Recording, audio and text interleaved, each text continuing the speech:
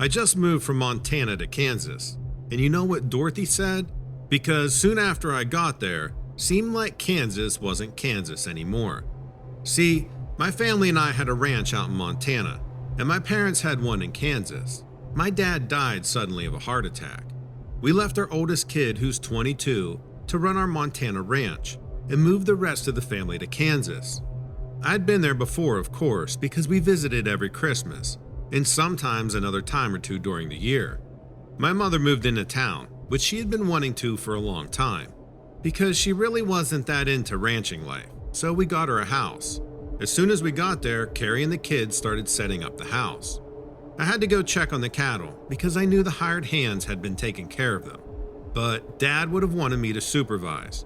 Right away, I saw that they were in the small pasture by the barn. I thought it was weird. Dad always moved the cows and the calves to the summer pasture in the late spring, after the calves were weaned.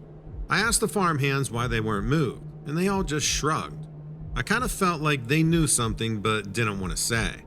Thing is, there's no point in feeding hay to cattle in the summer when there's pasture grass for them to eat. I got the hands to help me get the cattle into the stock trailer, and we drove them out to the pasture. When we got there, I noticed Dad's electric fence wasn't working. He had a little setup with a battery hookup to a solar panel. I fixed it while the hands got the cattle from the truck. Nothing looked different about the pasture that I could see, but I wished I knew why Dad wasn't using it. By the time we were done with all that, it was getting pretty dark, so we headed back. When I went to check on the cattle the next morning, the first thing I noticed was that the fence was turned off again. I didn't know why someone would go out to the ranch in the middle of nowhere and turn off the fence. I thought it could be a prank, but a very strange one. I turned it back on and noticed that the cattle were acting strange. They huddled into a bunch near the fence. Normally, they'll kind of spread out looking for the best grass. The mothers might stay near the calves, but they don't usually get into a group like that unless they're trying to stay warm. I kept coming back to why my dad didn't use the pasture this year. I wished I could ask him. It was very weird. I just don't understand what could be out there anyway. But it happened again the next day. The fence was off and the cattle were standing in a bunch. When I went to turn on the fence again, I saw a strange pattern of tracks in the dirt. The pasture is mostly grass, but there was just a little dirt there. I don't know, it kind of looked like a lizard track, but a really big one. Kind of messed up though, so I really wasn't sure. I went back to the house and Carrie said, set up a camera.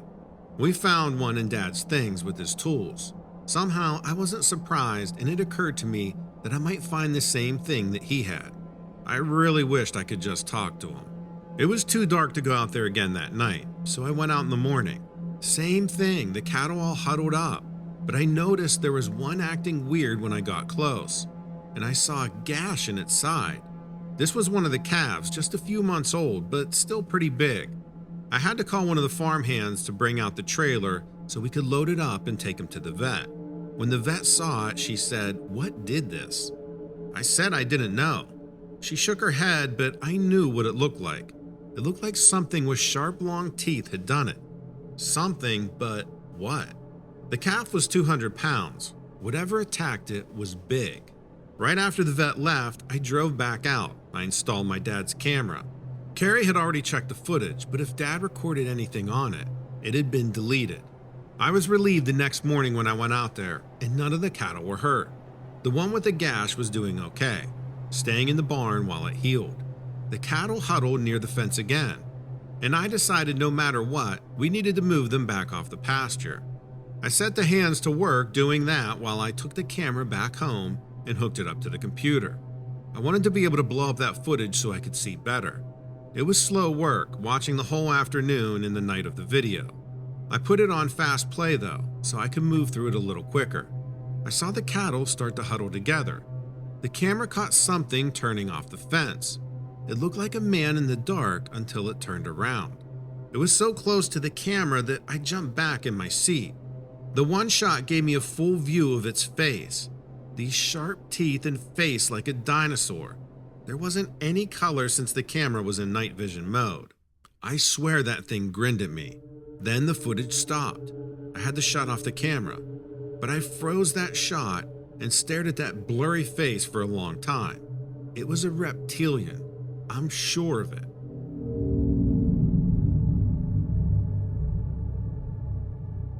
Before I get into this, let me just say that I never had any belief in the supernatural. Like most rational people, I always look for the scientific explanation behind reports of ghosts or strange creatures. But I have never been able to explain what I experienced in this building back when I was in my 20s. My friend and I decided to start our own cleaning business near Cedar Falls, Iowa. For our first job, we were hired to clean up this old youth center, which hadn't been used in about 10 years. The new owner wanted to reopen it and bring it back to life. The place hadn't been cared for during all those years while it was closed. My friend Lou and I stocked up on some hardcore cleaning stuff, and we got right to work. It was hot as hell working in that old building, in 90-degree heat, but we were stoked that we had gotten the job. We had scrubbed every inch and corner of that place. It was musty and it obviously had some rodents living in there at some point, so it took a lot of elbow grease to get it clean. It was going to be about a 2-week job. The place had 2 staircases. One was located in the middle of the building, and the other one was off to the side. A few days into the second week, I was cleaning the side staircase while Lou was working in the basement area. That's where the bathrooms and the pool tables and the foosball tables were. I could hear Lou working away down in the basement. I was sweeping away on the stairs when I heard the bathroom doors in the basement slam shut very loudly, like when someone is in a rage and they slam the door. I called down and asked why she was slamming doors. She came rushing up the staircase all pale-faced and said that she didn't do it. Both bathroom doors on either side of the basement had slammed simultaneously. We went down together to see what was up, but there was no explanation. There was nothing down there that could have caused a draft or anything. We just couldn't explain it. The next day, we're both upstairs working in the library area. We were cleaning the bookshelves when we heard the pool tables being used. We heard someone break the rack and heard all the balls rolling around. We thought that some kids had somehow gotten in and were messing up our clean basement. So I rushed down the center stairwell and Lou went down the side stairwell so we could come at them from 2 directions. Well, we got down there and just about ran into each other, but we didn't see anyone else. We went to look at the pool tables and there were no balls out. All the pool sticks were lined up just like we had left them. The basement was really starting to freak us out. I mean, if I had been in there alone, I think I would have abandoned the rest of the job. It's a good thing we both heard the same thing. The next day, we're working together in the main office. The lunchroom was just outside of the office, and we had turned on the stereo out there. We had it up pretty loud, and then all of a sudden, it just shuts off. Lou went out to investigate and saw that the stereo had been unplugged. We checked out the electrical socket, and it didn't seem to have any loose connection or anything like that. We plugged it back in, and it fit very tightly, and the music started back up. At this point, we really started questioning our sanity. There was no one else in the building. We started feeling distrustful of the place. I mean, every day now, there was a new weird thing. We turned the stereo off and we went back to finish our work as quickly as we could. But then we started to hear the noise coming up from the basement. We went and stood at the top of the staircase and could hear that it was children's voices. We knew no one was down there, and this time we didn't even bother to go check. It mostly sounded like laughing, but there was some weird whispering mixed in. Then there was this high-pitched maniacal laugh that sent us running back to the office for safety. We sat and listened, but everything had gotten really quiet. But we decided to leave early that day. We didn't want to go back and finish out the week, but we also didn't want to get a bad review on our very first job. We had to get the mopping done and pack out all of our stuff. We were feeling really edgy by then. Every little noise made us jump. Up until that point, the energy in the place hadn't really felt evil or anything like that. But that day, something in the air seemed to change. You could feel like this really heavy pressure in the air. We had managed to get everything mopped and our supplies loaded in the car. We went back in to turn off the fans and the lights. Lou had gone to switch off the basement lights, and I heard her scream down there. I ran down and the damp floor was covered in dirty footprints. Dirty barefoot prints, like a bunch of kids had run all around in the basement. We just ran out of there and drove away so relieved that we didn't have to go back. I've never believed in ghosts, and I've never even actually seen one, but that place really ended up creeping me out. I tried to find out if there was some history of a tragedy or something, but I couldn't find anything, except there does seem to be a lot of native burial grounds in that area, but who knows?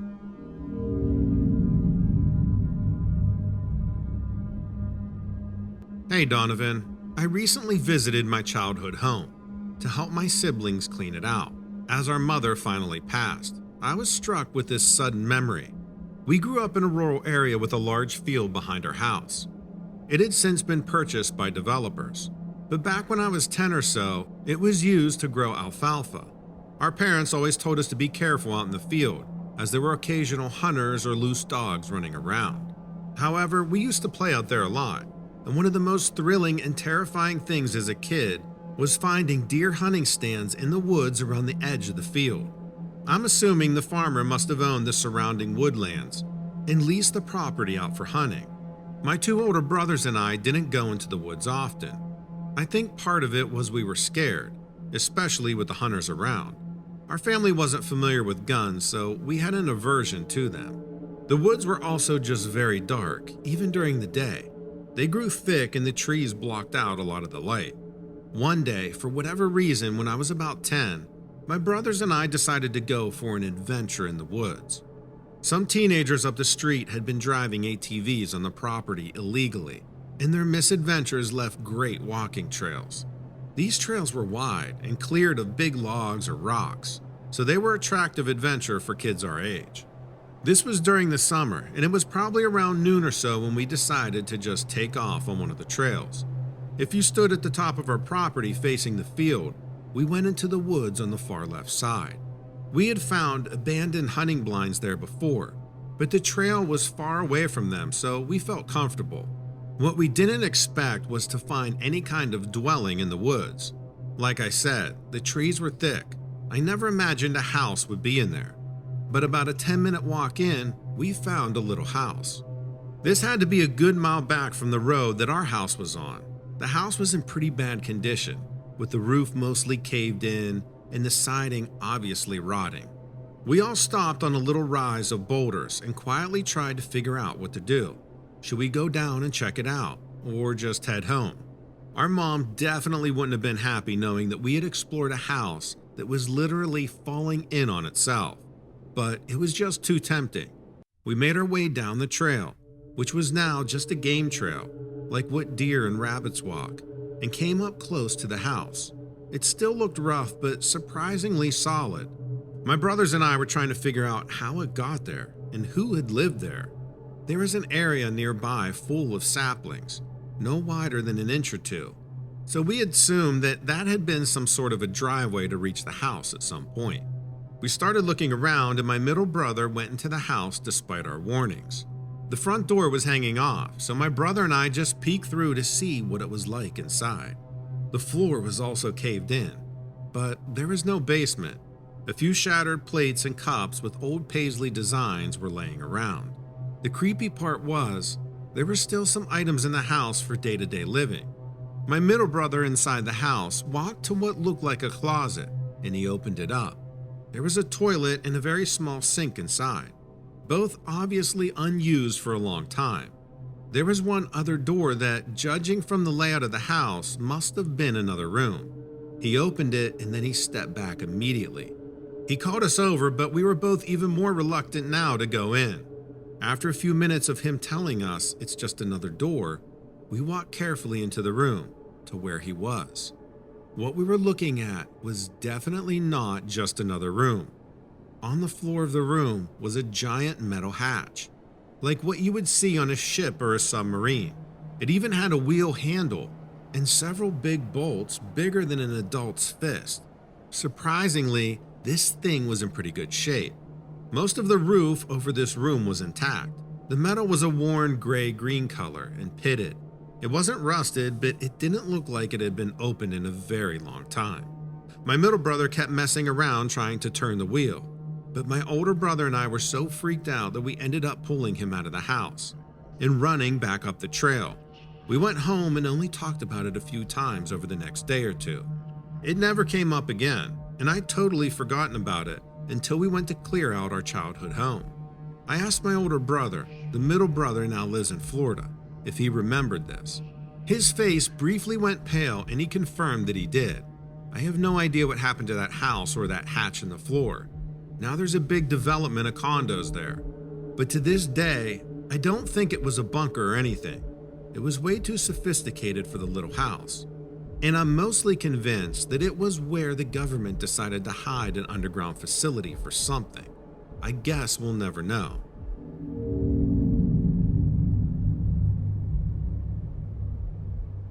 When I was 14 years old, we moved to New Jersey. We found a fairly decent house in the Pemberton area, but it was situated in a pretty rough neighborhood. The house was around 90 years old. It was on a big rectangle plot of land. The right side of the house was off of a dirt alleyway.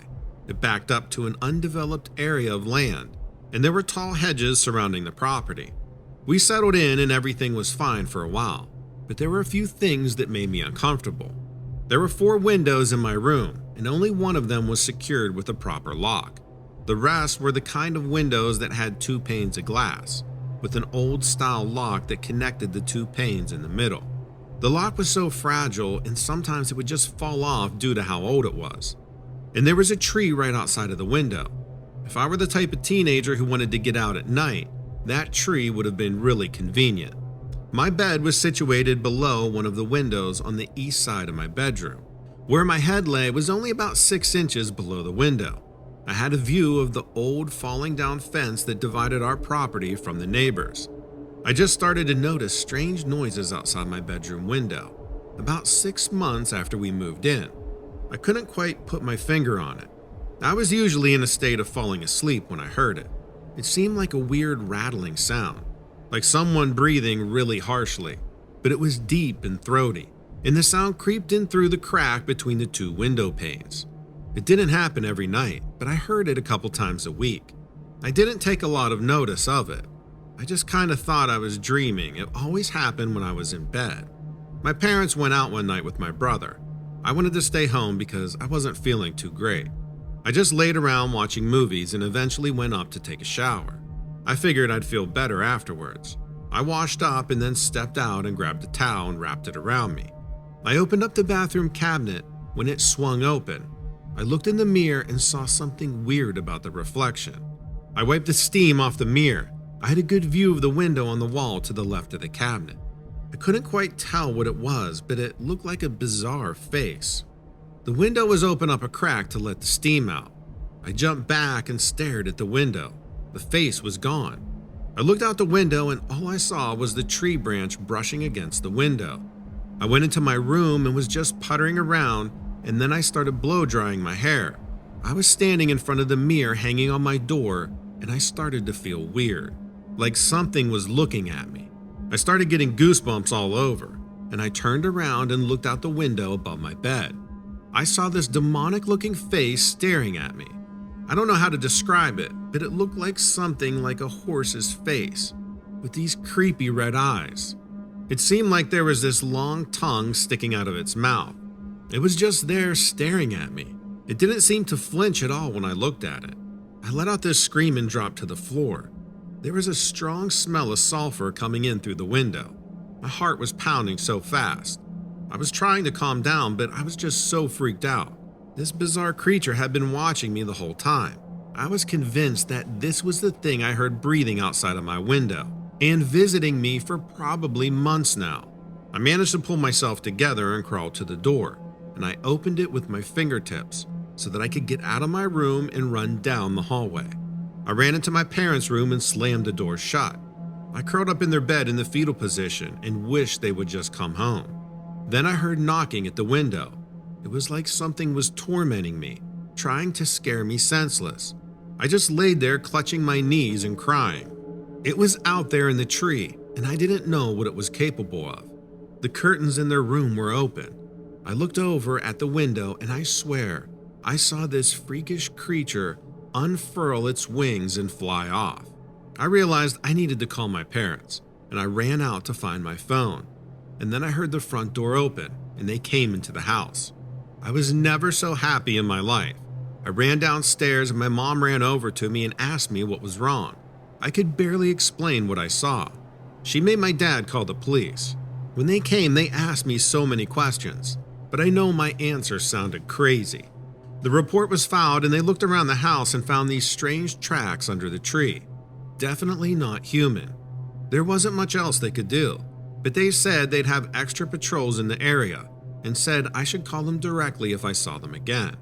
All that really isn't that comforting, but my dad did get stronger locks and security cameras. I can't imagine what the hell that thing was.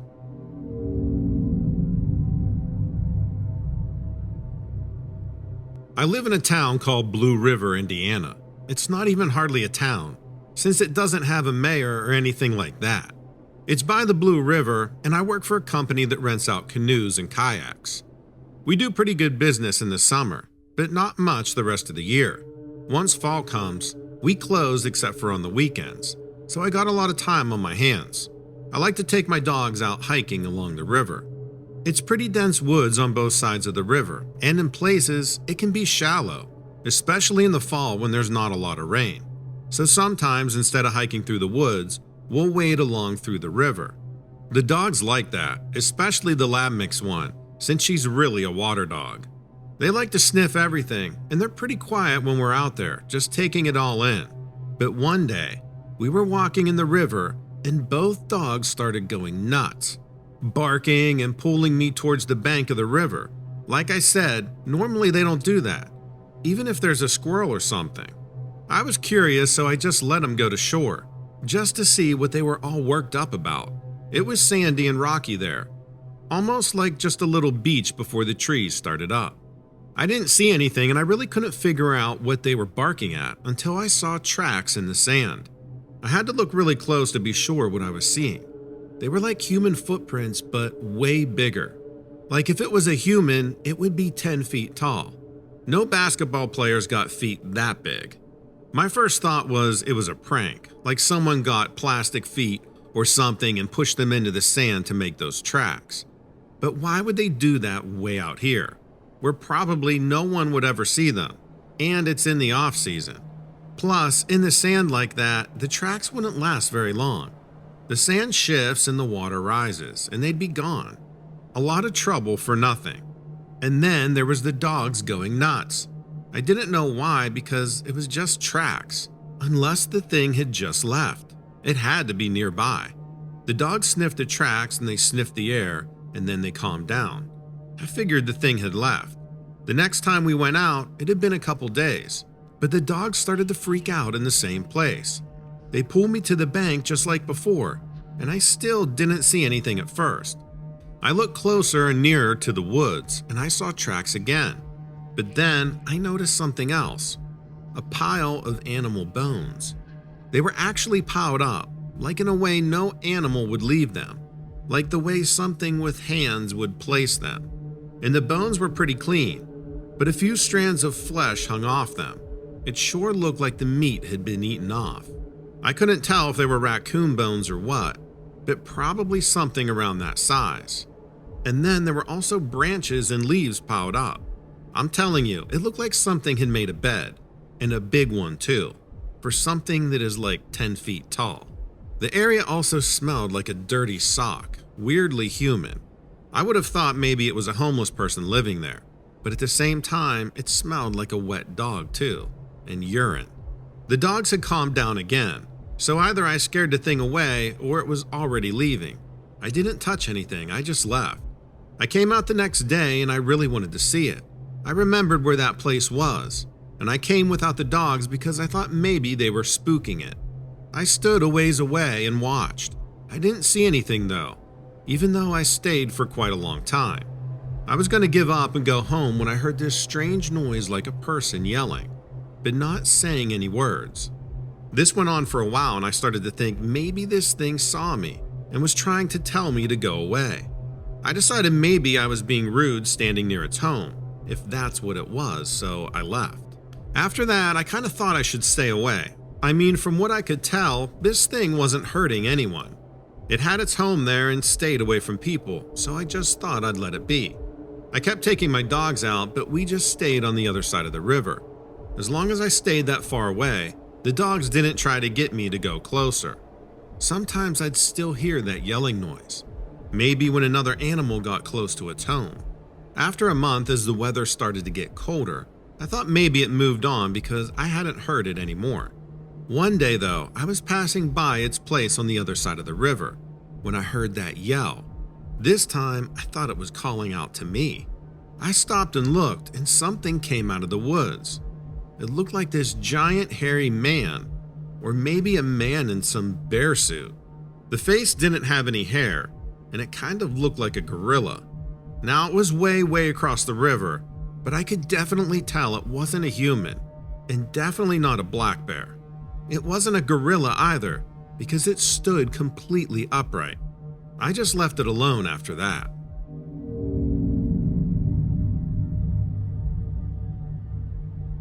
I didn't believe in ghosts until I started working at this cafe near Ohio State University in Columbus, Ohio. The cafe is gone now, and I'll get to that later. I basically got a job there because I was going to school at OSU, and it was right by campus. It was a little dingy place in a basement, basically, like you had to walk downstairs from street level to get there. It had a few tables and a little dining room, and another room that had a small stage where local bands sometimes played. I didn't usually hear them because I worked really in the morning. It opened at 6 a.m., and I had to get there by 5 a.m. to start brewing coffee and bake muffins. When I first started, I worked with this guy named Brad. He talked all the time about his girlfriend or his lack of a girlfriend, his classes, his roommate, everything. One day though, he got sick and didn't come in. It was quiet in there without him, at least when I was opening the restaurant before any customers showed up. After a few minutes, I started noticing noises. It sounded exactly like when Brad was there, except without the talking. Drawers opening and closing, the squeak the oven door makes, footsteps on the floor, and banging like someone is doing the dishes in the sink. But when I look around, of course, no one is there. Once people started coming in, I didn't notice it anymore, and I forgot about it. The next day, Brad still hadn't got better, and it happened again. When I was making coffee, I heard someone walking around, a wooden spoon banging against the side of a bowl, the cooler door opening and closing. After I finished setting up the sandwich station, I heard the oven timer go off. I was sure I hadn't set the timer or put anything in the oven. I'd been planning to bake muffins a little later. As I walked over to the oven, I felt a chilly place in the room. It was weird because it wasn't close to the air conditioning vent, and the AC wasn't on anyway, since it was October. There really aren't any windows in the place either, since it's the basement, so I couldn't think of anywhere the cold could be coming from except for the walk-in cooler. I looked over at it and the door was closed. When I got closer to the oven, I noticed the smell of muffins. I opened it and sure enough, there were muffins inside, done perfectly. I took out the pan, tried to convince myself that I must have somehow made them without remembering. But I wasn't that tired. I was used to getting up at 4:30 a.m. I was sure I hadn't made the muffins, but then who had? Could someone have really snuck in and made the muffins while my back was turned? I don't think so. I couldn't make myself believe that. I knew I turned around a few times because I heard something. I would have seen the person unless they were invisible. What could I do? I kept getting ready for breakfast service and tried to tell myself that nothing was wrong. As the day went on, I tried to be aware of any extra noises in the kitchen, but it was too hard with all the customers. Finally, right before my shift ended, it did get quiet for a while, but I didn't hear anything. I asked Samantha, who had the late shift, if she ever heard anything strange in the kitchen, and she looked at me like I was crazy, so I took that for a no. Brad still wasn't back the next day, and I was nervous but also kind of curious. I decided to see what would happen if I made the muffins, set up the sandwich station, and didn't make the coffee. I tried that, pretending I had forgotten the coffee. I heard the noises, the footsteps, and the dishes banging, like usual. I was about to give up and do the coffee when I looked over and it was done. 3 fresh pots of coffee sat on the dining room burners. The cafe offers bottomless serve-yourself coffee, so we have 3 pots that just sit there all day, and we make more whenever they run out. The machine's in the back, near the walk-in cooler, so I couldn't see it from the prep table and stove. But still, I would have noticed someone walking by me to bring the pots out to the dining room. It was weird, but not really scary, I guess. I started to think of this ghost as just another cafe worker, just one that I couldn't see. After that, I didn't leave tasks for the ghost, but they got done anyway. Dishes in the sink appeared clean on the draining board. Muffins were made or placed in the display case. It was maybe a week before Brad returned. "Bet you missed me," he said. "Did you have trouble getting everything done while I was gone?" "I had help," I told him. "Have you heard of any weird stories about this place?" "What do you mean?" he asked. I shrugged, thinking maybe he didn't know anything. "Well, there was this girl one time. She worked here like 10 years ago, I heard. Customers came one morning and she hadn't opened the cafe. When the next shift worker showed up, they found her dead by the cooler." "What happened?" I asked, feeling a little chill run up my spine. "No one knows," he said. "Why do you ask?" I said, "No reason. I just decided to keep it to myself. At least until now, because I'm sharing my story. I worked there for another year or so, and then I got a job on campus. Around the time I graduated, they tore down that whole strip of buildings. I wonder what happened to that ghost. Where do they go when places they're haunting go away?"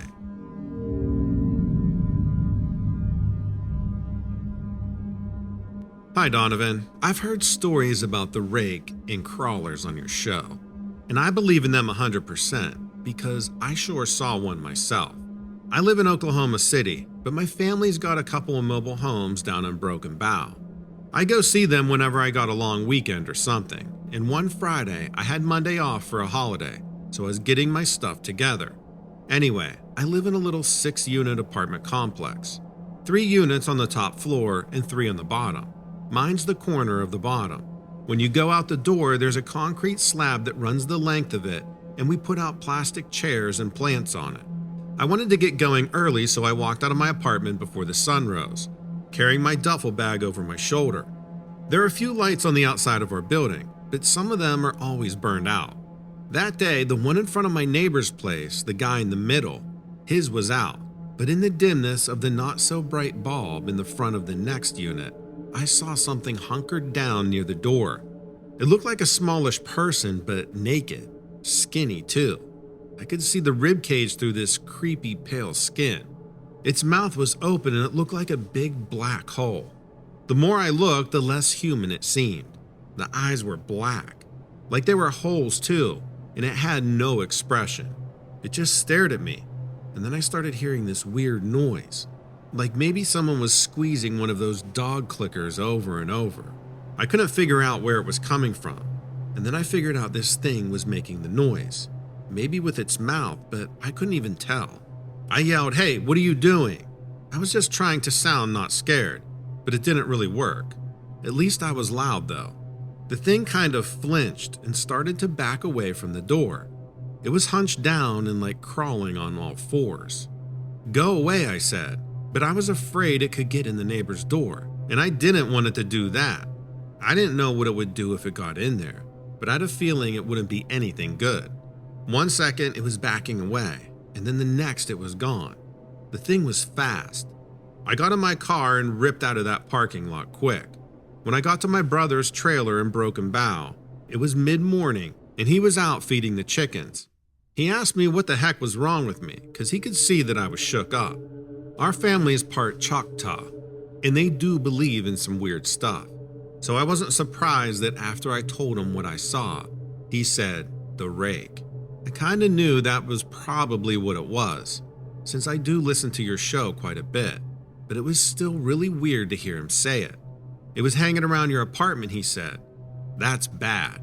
"Yeah, why?" I said, trying not to act scared again. "You gotta talk to Gamma," he said. I didn't want to tell our grandma about it, but I guessed he was right. Once he was done feeding the chickens, we went off to her trailer just down the road. Gamma lives with another old lady, and they spend most of their time making beaded stuff for tourists. They were sitting out in front of their trader shelling peas when we got there. "Gamma, I seen the rake," I said. Her old lady friend Patty dropped the pea she was shelling and then picked it back up and tossed it in the plastic tub. "You got a dream catcher in your room?" Gamma asked me. "No, I don't got one of them tourist things," I said. "Why would I?" "Well, you need one," she said, and shoved her pea basket toward Patty. We went inside and she started getting some stuff out. I couldn't believe I was even doing this. It seemed pretty silly, but then that rake was one scary thing. So I went along with it and I didn't know how else to keep it away. "Where are you seeing it?" she asked, while she strung the beads on a wooden circle. "Outside my apartment," I said. Actually, my neighbor's apartment. She looked at me and said, "They need one too." "What about the other units?" I asked. "How many?" she said. I told her and she said, "Get to work." I'm no craft person, but by the time we finished all 6 of the dream catchers, I was getting pretty good at it. She put them in a bag and said, "Go bring them home." "Wait, I was going to stay the weekend," I said. She gave me her look, and you don't argue with Gamma's look. I took the bag and left. I felt pretty silly, but I knocked on everyone's door and handed out the dream catchers. I told them to hang it over their beds like Gamma said. They looked at me weird, but they took them. All except Steve on the top floor. He didn't answer. I knew he was there because his crappy little sedan was out in the lot. Plus, I could see the light on. I left the dream catcher by the door. Maybe it would still work there. I went into my apartment and hung mine over my bed. But I sure didn't sleep much that night. I kept thinking about that creepy thing hanging around outside the building.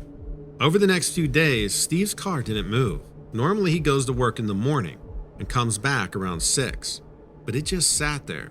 After a week, I saw his door was open and the landlord was in there. I asked him what happened, and he said Steve split. He left all of his stuff. I didn't see the dream catcher anywhere. Personally, I think that thing got him. I'm leaving that dream catcher over my bed.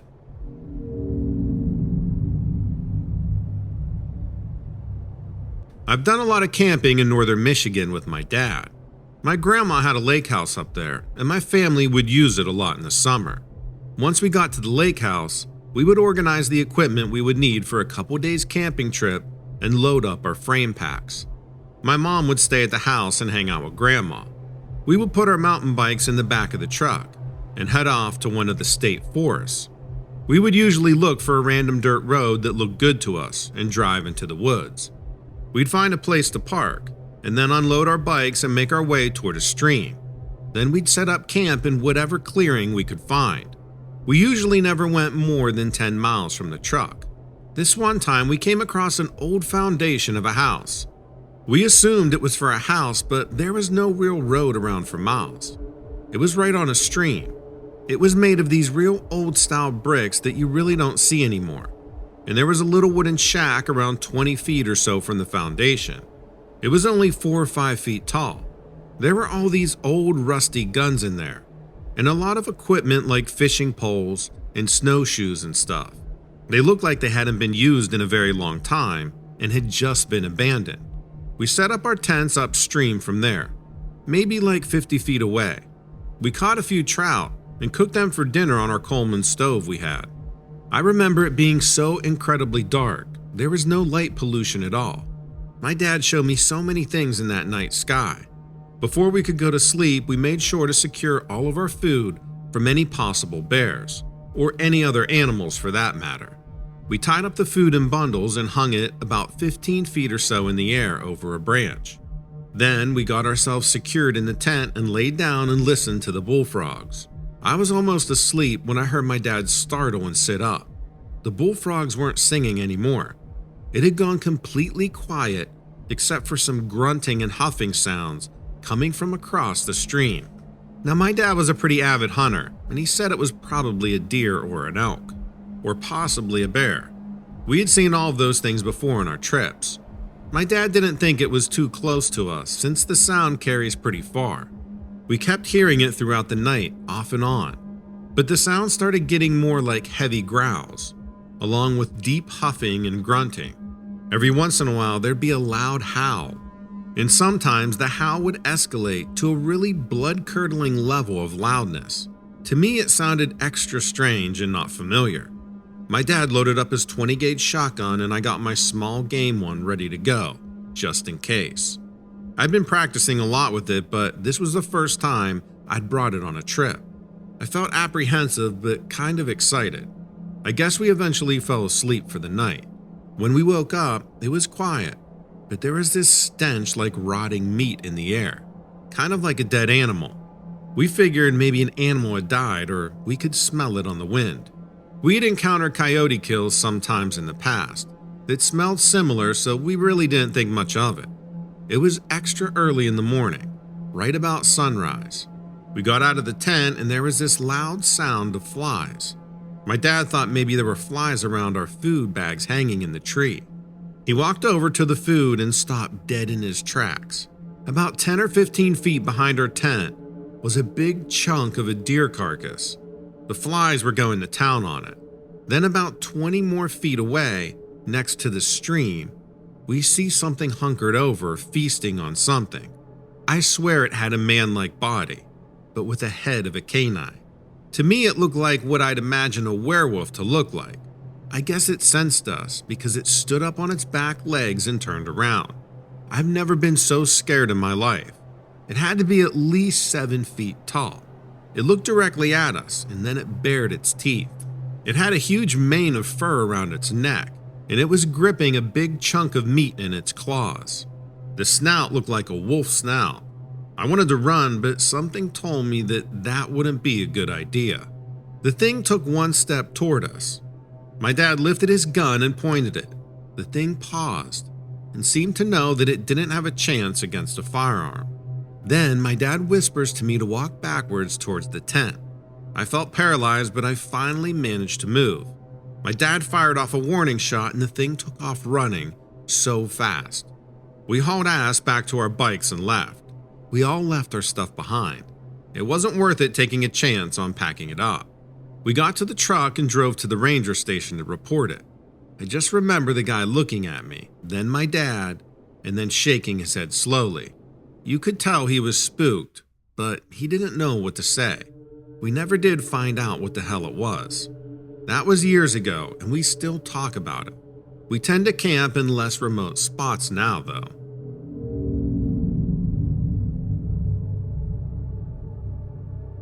Hi, Donovan.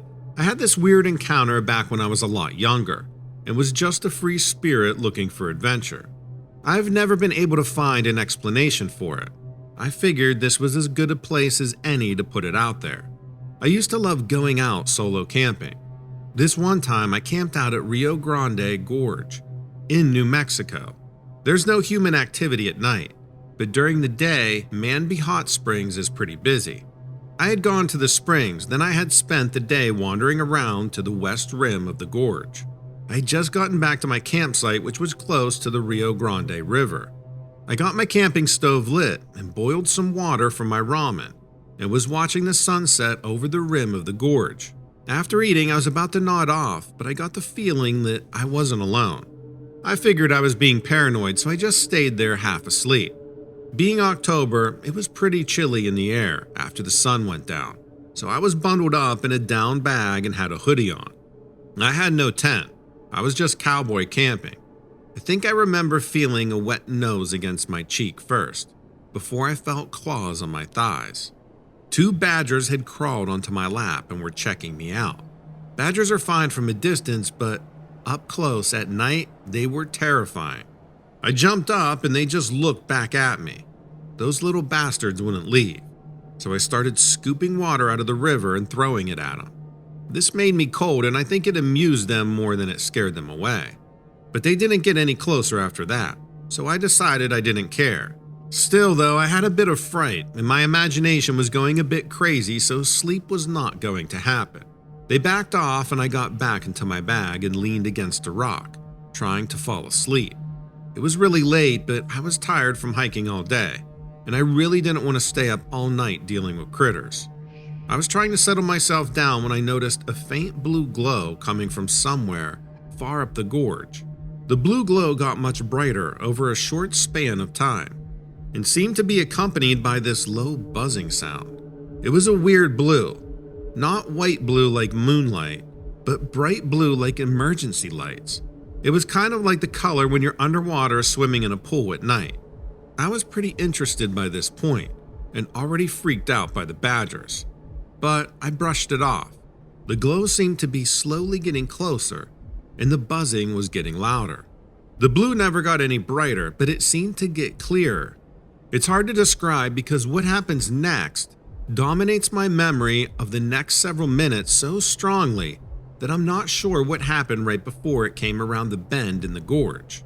What I saw was a wall of blue light moving between each of the walls of the gorge, but I couldn't tell if it ended with the river water or extended into the river. The buzzing was definitely coming from the wall of blue light, or slightly above it. I had no clue what was happening, but I had a feeling that I should get out of the gorge before it got much closer. I grabbed my gear and threw everything into my backpack, and went along the river until I got to the bridge across the river. I had no car because a friend had driven me up from Albuquerque and dropped me off. I got to the bridge and there was this old man on a horse. He was wearing a black cowboy hat and a poncho. He was just parked there on his horse looking north, looking at the wall of light. I yelled out, "Hey," but I got no response from him. I started to run along the road to the east, along the river, hopefully to get somewhere more normal. The buzzing was getting louder. I looked back and I was only about 20 yards away from the bridge. It had seemed like I'd been going for much longer. The man on the horseback finally looked at me. Our eyes met. I felt really freaked out. I felt like I was not supposed to be there. I started walking backward, keeping my eyes on the bridge.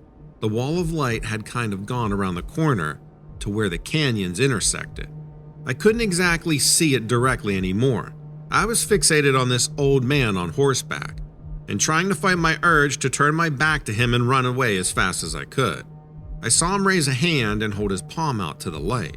It stopped immediately. The buzz faded away, and the stream of blue light shot up into the sky. I looked back and the old guy had disappeared.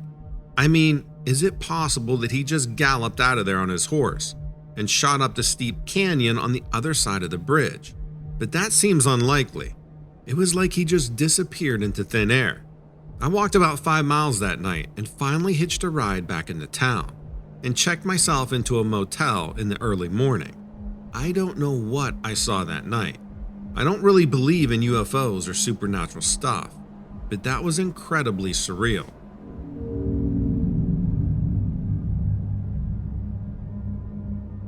I grew up in a small town in northeastern Kentucky. We lived close to a forest, which was good for me because I was a kid who needed to be outside a lot. In those days, parents weren't so afraid to let their kids go exploring alone. I spent a lot of my days in that forest. I can still remember which were the best trees for climbing, and I got to know a lot of different types of birds in that area. I was around 12 years old, and I was spending a whole lot of afternoons in the forest. Sometimes I would go exploring with my best friend, but the day I'm talking about, I was alone. There was a hill behind our house that was pretty steep, and there was an old orchard up there that my grandpa had planted back in the day. I would walk to the top of the hill and get a view of the boundary of the woods, and I would pick a spot where I wanted to walk in. I never really went far, but that day I decided I wanted to go further. I wasn't carrying much with me, and I hadn't told my mother I was going anywhere far. I always felt plenty safe in the woods, even though there were some black bears in the area. It was a little late in the day, but I was feeling free like I was Huck Finn or something. I was just whistling down the trail, not paying much attention to anything. I must have gotten about an hour walking distance from home. It was a little later than I thought, and the sun was starting to set, and I was getting hungry. So I decided to go off the main path and take a faint trail that seemed like it would be a shortcut. But it started getting dark fast, and I was wandering in the twilight, and the surroundings didn't look familiar to me at all. I started to feel uncomfortable and got jumpy whenever I would hear a branch crack. It didn't take me long to realize I was pretty much lost. I started to feel panicky and I couldn't fight down the adrenaline. My instinct was to start running, but I forced myself to focus and try to get my bearings. It started to feel hopeless though.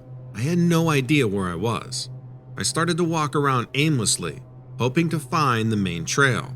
After what seemed a long time, I looked ahead and I saw this small figure standing about 30 feet in front of me. The size of the figure told my brain that it must be a small child, but as I started walking toward it, I saw it had a long, slender neck and really pale, scaly skin. The eyes that were looking at me were deep red. The figure turned and ran off. In my state of mind, I was convinced it was just a small child, maybe an albino or something. I was desperate to get home, so I chased after it, hoping that they would lead me out of the forest.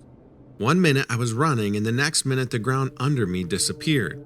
I had this horrible feeling of falling. It felt like a nightmare where everything was happening in slow motion. Then I landed and just laid there in pain for a while. I finally got myself together and opened my eyes. It took a bit for them to adjust to the darkness of the cave. It was really dark, but then I saw a pair of eyes staring at me. They were just a few inches from my face. I scrambled backwards until I hit something that felt like the wall of a cave. Then, behind the thing with the eyes, a fire suddenly lit. The light filled the space, and I saw that the cave seemed to stretch back for an infinite distance, and there were dozens of eyes looking at me. Well, I thought they were eyes, but I realized they were just hollow eye sockets staring out of skulls, and the mouths of the skulls were hanging open like they were gaping at me. I just stared at them. I wasn't able to move or scream. I could hardly breathe. I closed my eyes and opened them again, hoping that I was just imagining things, but they were still there. It looked like they were starting to move, but then I realized the flames flickering were just making it look like that. But I was in a real panic and felt like they had all come a step closer to me, and I felt totally surrounded. There was no sound. Even the fire was silent. I started feeling dizzy and thought things were grabbing at my hair and clothes. I was trying to fight the fear, but I felt paralyzed. And then I guess I just passed out. When I opened my eyes, I was laying on the forest floor in a place that I recognized, not too far from my house. I jumped up and ran home like a maniac. I had no memory about how I gotten back out of the cave. My parents questioned me since I was obviously traumatized. I couldn't bring myself to say anything except for that I'd fallen into a pit and it had freaked me out. I tried to forget about it, but I kept dreaming about those eyes staring at me.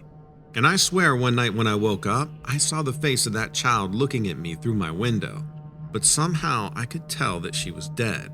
To this day, I still don't know what I stumbled into. Some kind of haunted mass grave, maybe. It took a very long time before I ever went into the woods again, and I never went alone, and I always came back before dark.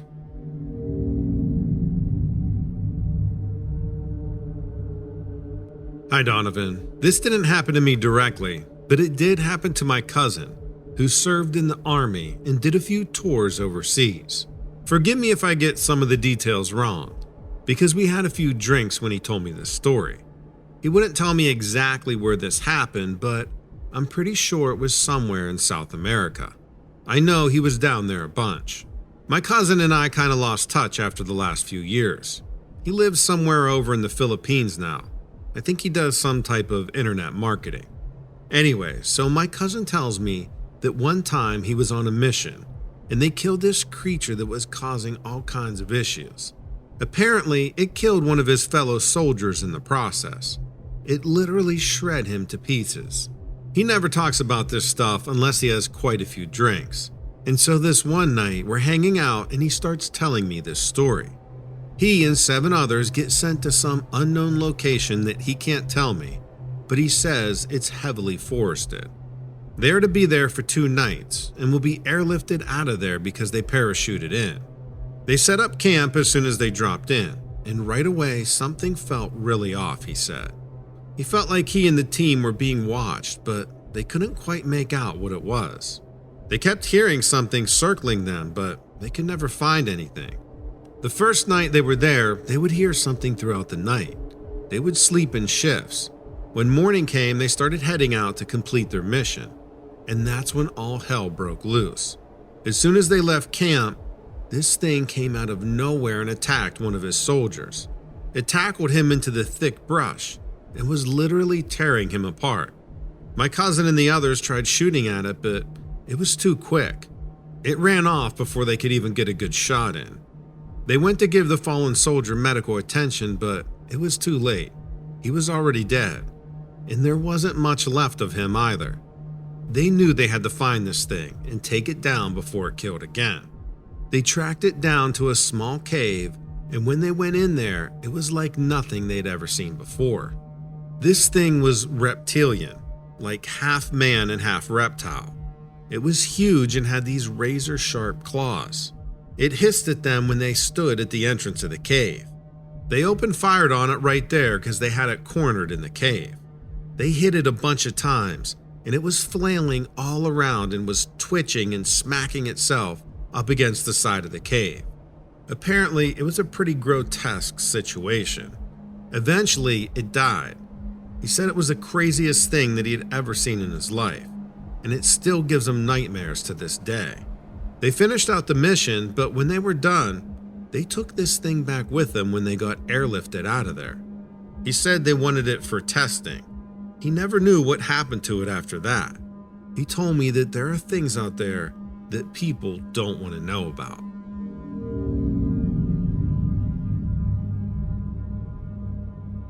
I live in Northern Virginia and used to love getting out and exploring some of the lesser-known spots in the area. There's a park that almost no one knows about that's a real throwback to pre-Civil War times. There are completely untouched antebellum homesteads. There's a Revolutionary War wagon route in old Civil War trenches, and quite a few random graves. I'm fascinated with that era of time, so it was always interesting to look around there. It's all located along a trail behind fancy neighborhoods and golf courses. The trail's over 20 miles long, but I guess most people don't have the time for that kind of history. I was there one day and came upon an old brick chimney. There was no sign of the house that used to surround it, just the chimney. It was in a kind of clearing that surprisingly didn't look overgrown, and there was a little hearth in front of the chimney with a small stone fireplace opening. What struck me was how clean it looked, like someone had swept it recently. I poked around and spotted a little trail at the edge of the clearing. I followed it into the woods about 100 feet and came to where there was about a 3-foot-tall stone wall marking out a rectangular piece of property. On one edge, I found this old stairway leading down to what I assumed was a stone cellar. There was a wooden door down there that was a little propped open. It started to feel creepy, but I was so fascinated, I couldn't help but go down and take a look. I pulled the door open and turned on my flashlight. There was a wooden table and a couple of chairs. There were wooden shelves against the walls. I saw old glass jars of food on the shelves. Looked like flour and cornmeal and seeds and such. There were a few piles of stuff, old rags and clothes. I started thinking that maybe somebody was squatting there. I shined my flashlight around and saw the cellar door extend very far back, and there was a short passage that led to another area. I went through to a small room. It was mostly dirt, more like a hidey hole than anything. There was this black powdery stuff on the floors against the walls. In one spot, there was a little pile that looked like old rotten fruit. I didn't know what to think. I kept wondering if it was a person or an animal that had been hanging out in there. I didn't have much more time to explore that day, so I left and I headed home. It was probably about a month later before I was back in that same area. I had a hard day at work, and it always calmed me down to get out on the trail and let go some stress. I'd found what looked like an old family graveyard and was trying to read the names and the dates. Some of the names were so faded, but I got really into trying to figure out some of the family history. It had gotten later than I realized, and it was starting to rain. I wasn't prepared with a hat or a raincoat or anything, but this graveyard was really close to that old chimney that I'd found before. I decided to go wait it out in that cellar, since I was at least a mile from my car. I was sure it wouldn't rain for that long. I found the chimney without any trouble and headed for the cellar. The door was a bit open like before, and I went in and sat in one of the chairs. I always carry a notebook and a pen, so I pulled those out and my flashlight and started making some notes. Part of me always thought I'd eventually write a little history book of the area. I was there less than a half an hour when I started hearing some rustling noises. I thought maybe there was an animal down the passageway in a little room. It was just a soft rustling at first, so I'm thinking maybe some mice or something. But then the rustling got pretty loud, and I thought I heard this weird flapping sound. By then, I was freaking out thinking it was a bat or something. I stuffed my things into my pockets and I headed for the door. I was glad it had stopped raining. I made sure to leave the door open and went up the stairs.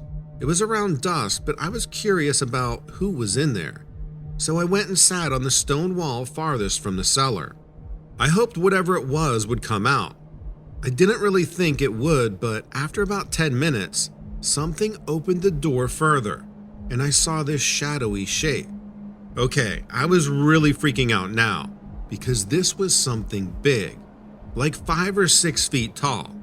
Before I had too much time to think, it jumped up all the steps at once. It turned its head toward me, but I didn't see any face. But I did see these horrible red eyes that looked like they were glowing and looking right at me. I tried getting to my feet and just tumbled backwards off the wall.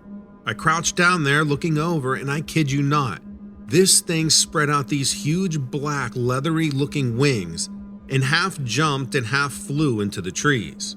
Oh my gosh, I split out of there running as fast as I could towards my car. I'm no runner, and by the time I got there, I thought I was going to die.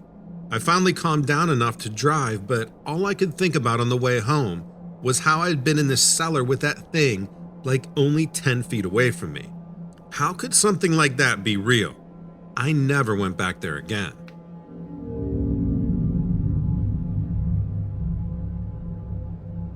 I want to start out by saying I had never heard of your show until just recently when I told this story to a couple of friends of mine, and they told me I needed to hurry up and get it submitted. So here it is. It was a nice September evening in the opening weekend of deer season in 2020 in Bottineau County. I was 21 and living back home with my parents after the pandemic caused me to lose my traveling job. It had been a hard year and I'd been looking forward to hunting for months. Even bought myself a new deer stand in preparation for the hunt. It was the second day of the season, so according to North Dakota law, I was allowed to stay in my stand for a half an hour after sunset. For years, it's been my usual routine to head out midday and set up my deer stand, then take the stand down just as dark starts creeping in. Years ago, my dad taught me that the afternoon and the evening were the best time to spot deer, because they've come accustomed to the hustle and bustle of human life during the day, and learned on their own to come out during the quiet parts of the evening, when humans are usually scarce. I was pretty exhausted that particular morning.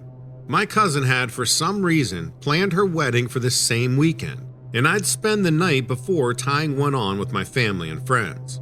When I climbed into the deer stand, I leaned back in my seat and yawned and stretched.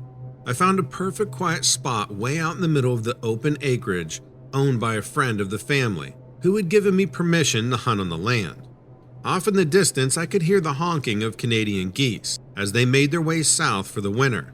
Aside from them, I was completely alone out there. It was a perfectly clear and sunny afternoon, probably around 60 degrees. I had one of my favorite jacket and thermoses of my grandma. It's strange, when I first got up in that stand, I thought I was wide awake and ready for the hunt, even in spite of all the partying the night before. I didn't even realize I was falling asleep until I woke up by the shaking of my deer stand. It was pitch black when I opened my eyes. I didn't know the time, and I was too panicked to check in the moment, but I'd later realize it was creeping up on midnight when I woke up. I wasn't sure what was happening when I first got startled awake. It was clear that something was trying to shake me out of the tree, but I couldn't really place what it might be. There are no bears living in the area, and the musky smell of whatever it was far too strong to be that of a horse or a bull. I grabbed my flashlight in my jacket pocket and shined it down below me. Right away, I spotted this huge set of antlers. My thought that it was a buck deer up on his hind legs trying to knock down the stand for some reason. But that didn't make a whole lot of sense. Deer are usually shy and skittish. There would be no reason for him to have suddenly attacked me as I slept. It wasn't all that bad though, because I had come out there to bag a buck, and there he was. I hesitated before reaching for my gun. It was well past nightfall and beyond the legal hunting hours, but I figured I had a pass to shoot this thing since it was actively trying to kill me. I pointed the barrel of my gun right between the antlers and took aim. Then I pulled the trigger. It was only when the thing fell backwards did I realize this was no normal deer. When it fell, I could tell that it was built like a deer with a straight back and legs instead. It was almost cat-like in appearance, with these peaked shoulders and a thin waist. It shook its head at the feel of the bullet, then stood back up and looked at me. It stood only on its two back legs, like a human, and stared me right in the eyes. This thing was like nothing I'd ever seen before, but I knew right away what it was. The Wendigo is a popular figure in Native American folklore, and my dad's a member of the Lakota tribe. I knew from the stories that they can't be outrun, and they can't be shot with regular bullets. They regenerate faster than they bleed. Fortunately, they also can't climb. I made my way further up the tree and took shelter for the night. By sunrise, it had completely torn my new deer stand apart, but as the sun came up, it got bored enough to leave. I made my way down and gathered up the pieces of the stand and carried it back to my truck. I never told anyone what had happened with this stand to cause it so much damage. When I got home and my parents asked, I just shrugged it off and said it wasn't well built, but I think my dad might have known. The next time I went out, he handed me a cloth bag with silver bullets and told me to be careful. Apparently, once one of these things sets its sight on you, it doesn't give up. I'll never hunt without that bag in my kit again. As I learned, you never know when you might need them.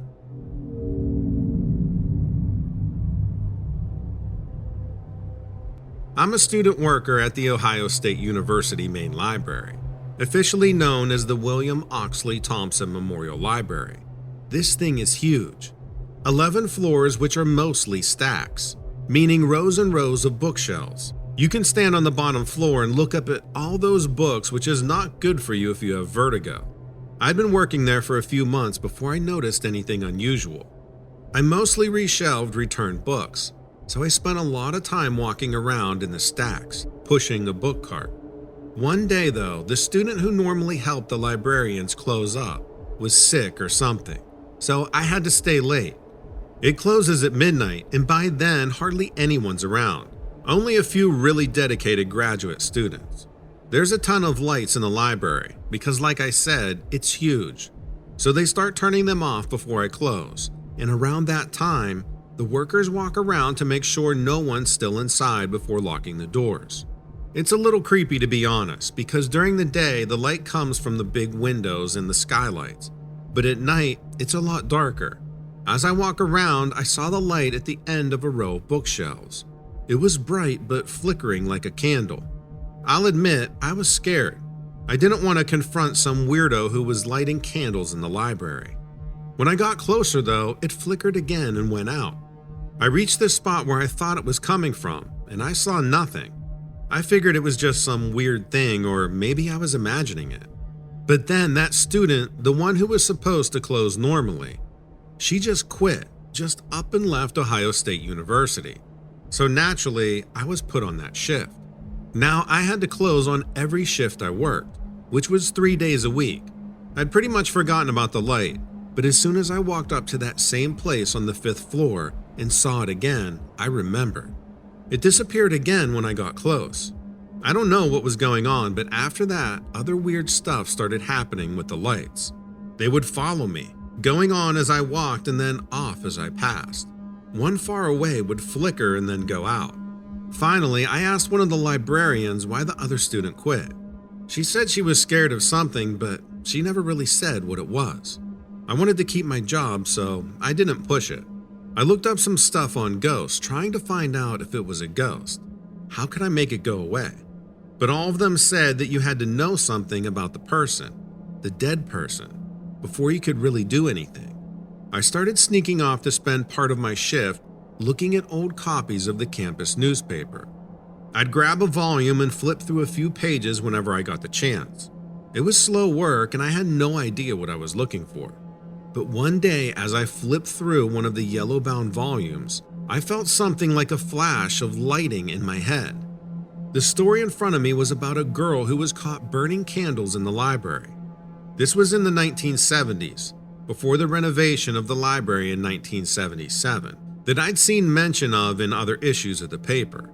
The article noted that she had been found dead outside the library, and people were speculating that she'd been conducting satanic rituals with the candles. The cause of death was blunt force trauma to the head, but nothing else was listed. I turned forward through the next few issues, but there weren't any other stories, which told me that they never found out how she died. At least that was my guess. So I had some information, but I still didn't know how to get rid of her ghost. If it was her and if I could do it, both big ifs. I did some more research and people always said ghosts need closure, but there was no way I could figure out who killed her, if someone did, way back in 1973. There was one idea that might work though, I thought, and that was making an altar.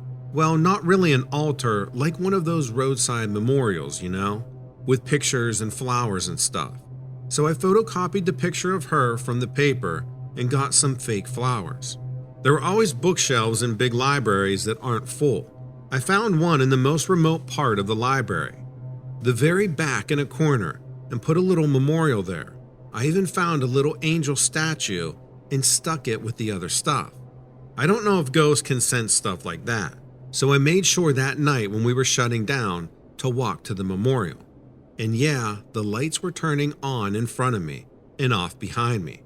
This time, now that I knew, or at least thought I knew what it was, it seemed less creepy. Almost just like someone walking there, except I couldn't see them. When I got to the memorial, the lights flickered. I walked away without looking back, and the lights stopped following me. I was pretty far away and I turned back to look. I saw that bright candle-like light, seeming to hover over near where that shelf was where the memorial is. The next night I walked around and didn't see any weird stuff with the lights on at all. It was strange, almost sad, like I almost missed it. When I went to where the memorial was, it was gone. Maybe the janitor picked it up, or maybe something else happened to it. I don't know.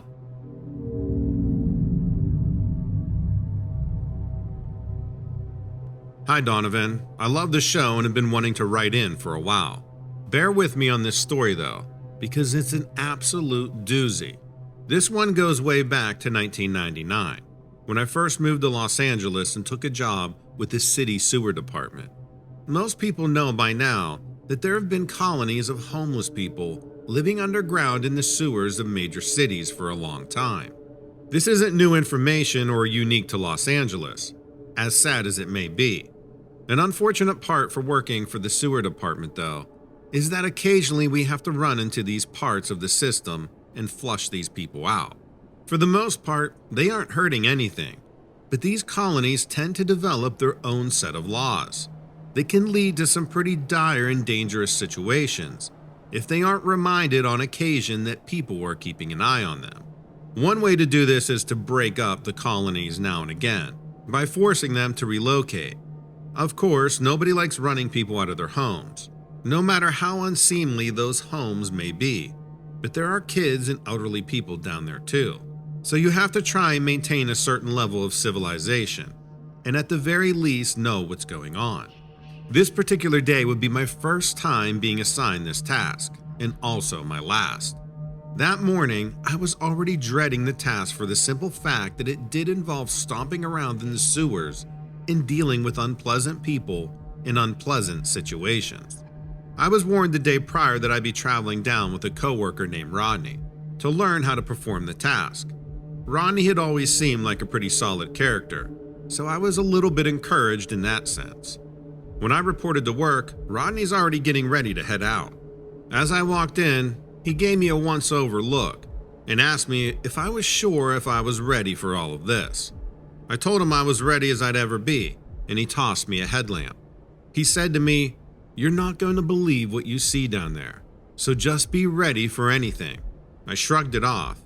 I'd grown up in tough neighborhoods and seen just about anything that I was imagining we'd find down there. I had seen or lived it firsthand myself, so I wasn't worried. He didn't seem to like that I was so casual about the situation. He got a little more stern with me. He said, "I mean what I'm telling you.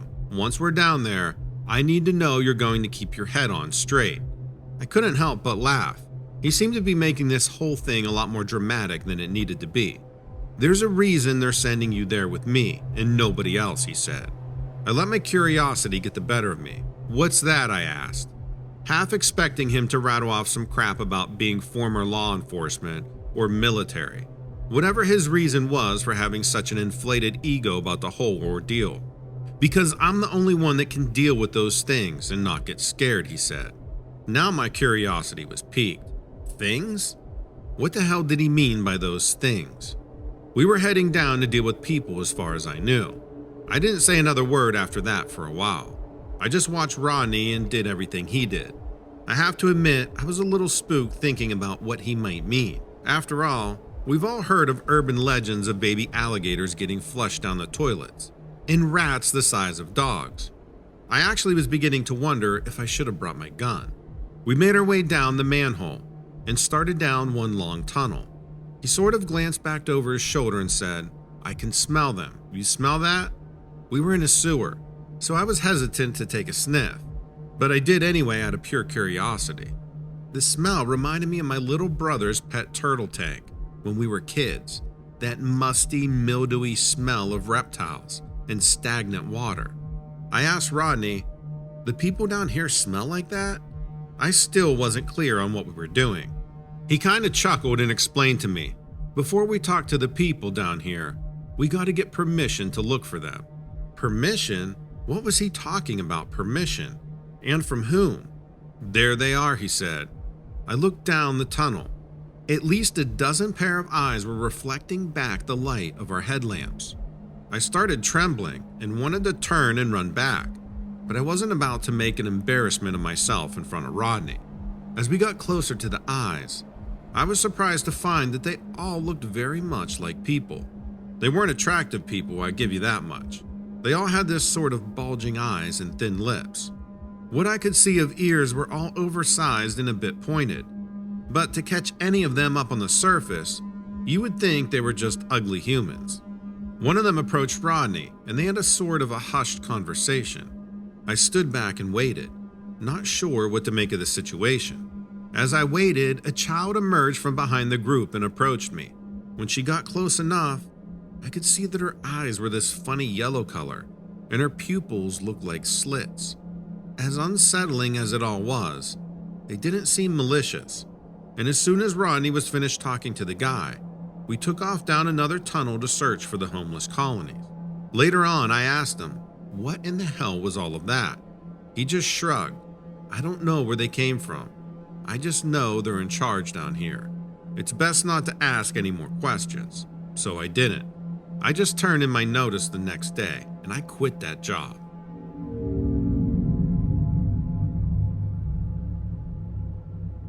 Hi, Donovan. I don't tell this story often because you never know how people are going to react. I'll just get to the point. I grew up in a haunted house. My childhood home was not some creepy old mansion next to a cemetery, like in a movie. No, it was just a regular house in a regular neighborhood. We actually lived in a cul-de-sac. My earliest memories of the house were pretty uneventful, but unfortunately, my mom died unexpectedly of a heart attack when I was 9. My older brother took it pretty hard. My dad was a complete mess. I struggled with it too, but we stuck together and we got through it. It was about 6 months later when strange things began to happen. It was little things at first, the type of things you don't notice right away. Like I'd put a TV remote down, go to the bathroom, but when I came back, it would be in a different place. It was enough to notice, but also subtle enough that it could have been my imagination. After a while, it started to happen more frequently and more obvious, like stuff would disappear and reappear in a different room. Doors would open and close by themselves, and late at night, I'd hear footsteps in the hallway. My mom had a sewing room and used to spend a lot of time there. She'd make all kinds of things, blankets, shirts, dolls, dresses, whatever. She just loved to create. This was actually the room where she died. My dad was hesitant to get rid of anything, so we just left it as it was. I used to watch Mom sew all the time, and after she died, I found myself hanging out in there a lot. I began to notice the smell of Mom's perfume. I found comfort in that, and as a little kid, I just thought the smell lingered from when she was alive, maybe caught in the fabric or clothes. Sometimes I'd smell it right before I went to bed, as if Mom was tucking me in and saying goodnight. I became convinced that my mom was checking in on us, and I wasn't scared. My dad and brother were aware of some of the things that were going on. I mean, it's hard to ignore doors opening and closing by themselves, or stuff mysteriously disappearing. But Dad got offended when I suggested it might have been Mom's ghost, so I just kept everything to myself. That's when I started seeing the shadow. It was only wisps out of the corner of my eye, always darting out of the sewing room. Soon after, I'd see an actual figure standing in the hallway. It was a silhouette shaped like a person, but it wasn't a solid figure. What creeped me out was that it was jet black, blacker than black. The shadow was always preceded by the smell of my mom's perfume, and at first, I was sure it was Mom, until I noticed it was taller than her and had a broader frame. And while the previous incidents weren't innocuous enough, this shadow gave me a different feeling. It had a presence, a power to it, but it was negative and dark. One time, I was hanging out in my mom's sewing room, just sitting at her table, drifting off to sleep. I could smell her perfume as I dozed off, which gave me this sense of comfort. But then I heard her call my name, a whisper directly in my ear. I woke up and saw the shadow standing in the corner. I could feel it looking at me. The hair on my head stood straight up, and there was this intense sense of urgency to get out of there as fast as I could. I ran for the door, but the shadow came right at me. I burst into the hall screaming and slamming the door shut. My dad and brother came running to see what happened, and that's when they noticed my shirt was torn and there were scratches on my shoulder. I started crying and told them what I saw, but my dad actually got angry and refused to believe me. I never went in my mom's sewing room again, and we kept the door locked. The thing is, whenever I walked by that room alone, I smelled her perfume and heard her calling me from behind the door. It would never happen with my dad or my brother around, only if I was by myself. I was afraid to talk to anyone about it, but I finally got the nerve to ask my brother. He had never seen the shadow himself, but he believed me, or at least he believed that I believed what I saw was real. I just felt like Dad was hiding something from us. My brother had no explanation, but thought I should cut Dad some slack because he was still having a rough time. As long as we kept the door to the sewing room shut, I never saw the shadow. It still tried to lure me in with the smell of Mom's perfume and her voice, but I ignored it. I couldn't help but think it had something to do with her death. A year later, we finally moved out of that house. Thankfully, there were no strange occurrences at our new home, and whatever I experienced gradually faded from my memory with time. Over the years, it's been hard to think about Mom and not be reminded about what happened. Recently, I've become concerned because I started smelling my mom's perfume again. I was in denial at first, but then I started hearing her call out to me from empty rooms. I'm now seeing wisps of shadows out of the corner of my eyes. You don't have to believe me, but I swear this is true. I don't know what to think, and I'm just bracing for what happens next.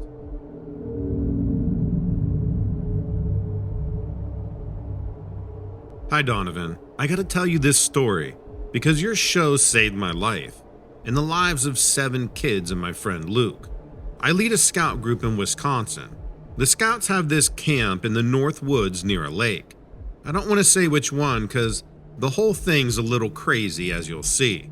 Anyway, this particular camp is a good one for beginners because it's not real big. The kids stay in canvas tents with concrete floors. So it's kind of like camping, but not. There are little bathrooms with showers in them and fire pits. I've taken them there before and never really had any problems, but this time was different. It started out like usual. Luke and I hauled the stuff from our cars: food, fire, starting materials, junk the scouts brought that they wouldn't need. They did their little hike around the grounds, which isn't very big, but it's surrounded by the North Woods, so there's not much out there. Nothing unusual happened except I noticed a few dead animals while we were walking around. The kids and Luke didn't notice because they were off the trail. I did because they looked chewed up, like as if something gnawed on them and then moved on. Which is odd because most times wild animals eat their prey. They don't just chew on it. But I kind of forgot about that with the usual drama of trying to get a fire started, and Luke's dumb idea of trying to make an oven out of soda cans, a pie plate, and a copy paper box. He's been watching too much YouTube, I guess. Finally, we sang the usual songs around the campfire and started to get the kids to go in their tents. They're all around 10 years old, so they got a lot of energy until they don't. They were in their tents by 9, probably watching videos on their phones that they weren't supposed to have. But I didn't care as long as they were quiet. Luke was in the tent with me, and he was reading with headphones on. I didn't like to do that in case the kids needed something. They were in 2 different tents on either side of us. I heard the usual forest sounds, bugs and frogs mostly, and sometimes a stick breaking in the woods. Suddenly, I had this weird feeling. I felt scared for no reason I could think of. I got out my flashlight and went outside. I shined it around, but I didn't see anything. The bathroom had a light on it, but other than that, the camp was dark. I hadn't thought much about it before, but on this particular night, we were the only group there, probably because it was September and starting to get pretty cold at night. Anyway, shining the flashlight around didn't really do much, as you know if you've ever been in the woods at night. I smelled something though, like if something died and was rotting. Must have been a dead raccoon around, I thought, but still, it made me more nervous. I'd never been nervous at this camp before. I went back inside, but I couldn't sleep, partly because of the cots had these terrible vinyl mattresses on them. The sleeping bag slid around on it. Plus, it was starting to get pretty cold. I started hearing these crunching noises, like something big was walking around in the woods. Could be a deer, I thought, but I still had this bad feeling I just couldn't shake. I went out there again with a flashlight, and this time, before I shined it around, I thought I saw these red eyes looking at me from the edge of the woods. But it was just for a second, and I wasn't sure if I had just imagined it. I told myself it was nothing and just went back inside. I guess I must have slept for a while, because then the next time I woke up, I heard birds chirping. It was dark in the tent, but when I went outside, it was gray like just before the sun comes up. I looked toward the spot where I'd seen the red eyes, the trees just beyond the fire pit. This time, I saw more than just the eyes. I knew from watching your show, what I was looking at, I think, is a Wendigo. It had a skull head with this rotted flesh hanging off of it. Just looking at it and smelling that horrible death odor almost made me throw up. I was also terrified. I knew I had to get Luke and the kids out of there fast. I always carry a whistle around my neck. I blew it and yelled, "Everyone up! We're going to breakfast." Luke came out of the tent first. I knew he was going to say that we had breakfast. We'd packed the pancake mix and bacon we were going to cook. He saw the look on my face though, and he knew something wasn't right. He helped me get those kids into the cars, even though they were complaining.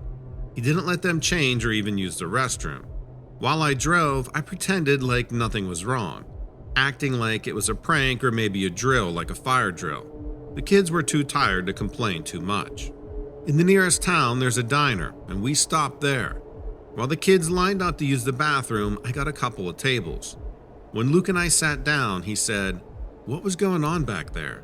"Something was out there in the woods," I said. The waitress came over and filled our coffee cups.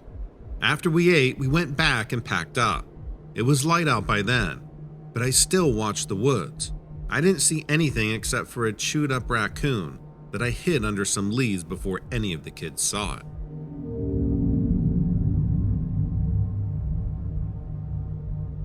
It's become clear to me that the end of days is upon us. We must all repent our sins and embrace for the Lord. I have committed many sins in my lifetime, and I pray to the Lord that I will be forgiven and welcome into the kingdom of heaven. I feel I was given a glimpse into what lies ahead for those of us who remain unrepentant. I was on my aunt's property in rural Pennsylvania shortly after her death. I was the executor of her will, and I had not been to her house in a very long time. Being inside the house had left me feeling overwhelmed with the task of cataloging her possessions, so I decided to wander around the property for a few minutes just to clear my head and restore my spirit. It's an old house built around 1900 and a rather large property. It used to have multiple houses and barns, back in the day when families all lived clustered together. Most of these buildings have tumbled down, and a lot of the lumber has been removed, leaving the landscape dotted with stone chimneys and old wells. It was there that I had been shown what my fate would be, if I were not to turn and embrace the Lord before it was too late. As I was walking through the fields, I heard the screech come from the east, an ungodly sound like nothing I've heard before. It echoed through the air, causing several crows in the yard to take flight. When I looked in that direction, I saw an old well, so I walked over to it, totally unsuspecting of what it contained. The well was formed with fieldstone, not brick. That's how old it was. The mortar holding it together was crumbling away. As I grew nearer, a strong smell of sulfur filled the air, and now I understand why. But at the time, I just thought it was a natural occurrence of some sort, the earth releasing gases from a most likely dry well. I stepped to the edge and peered into the well, and my heart almost stopped. Among the debris that had been tossed inside, there was this creature perched on one piece of timber that was lodged between the stones, about 15 feet down. It was the most horrific sight I had ever witnessed. I'm convinced it was one of the devil's minions. It was holding a large bird, maybe a hawk, with taloned claws, and ripping its flesh with its teeth, gobbling it up while the poor thing still twitched. The creature had a horse's skull for a head, but the appearance of a small dragon. It crouched on its hind legs, black wings sprouting from its back, though they were folded down. It looked up at me in that instant, and its eyes were glowing red coals. I could see evil in its face. I backed up slowly, my feet barely able to move. I was in so much shock and horror at the sight. I clutched the cross around my neck and called upon Jesus to save me. Then I heard the most terrible rustling of wings, and I knew that thing was coming up after me. I turned and ran as fast as I could for the old farmhouse.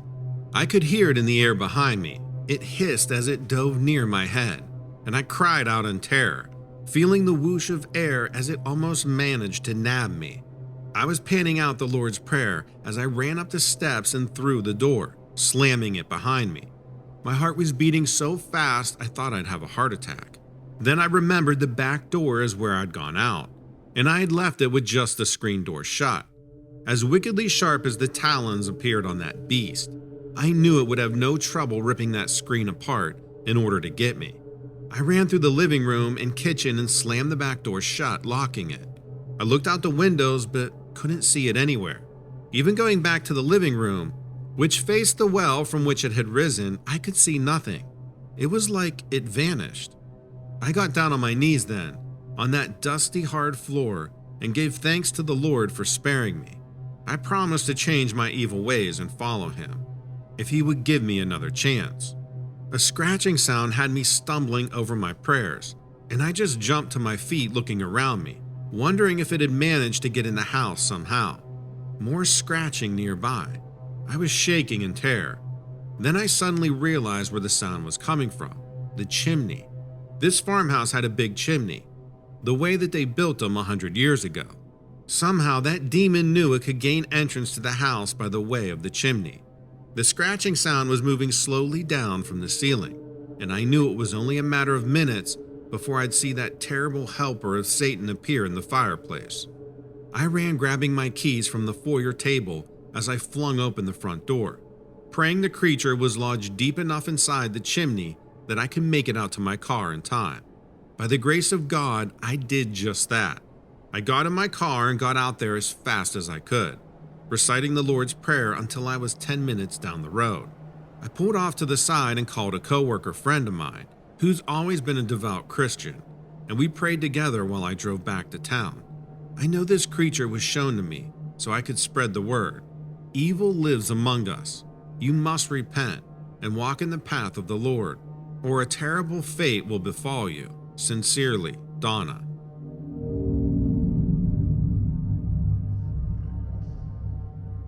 I grew up in southeastern Montana.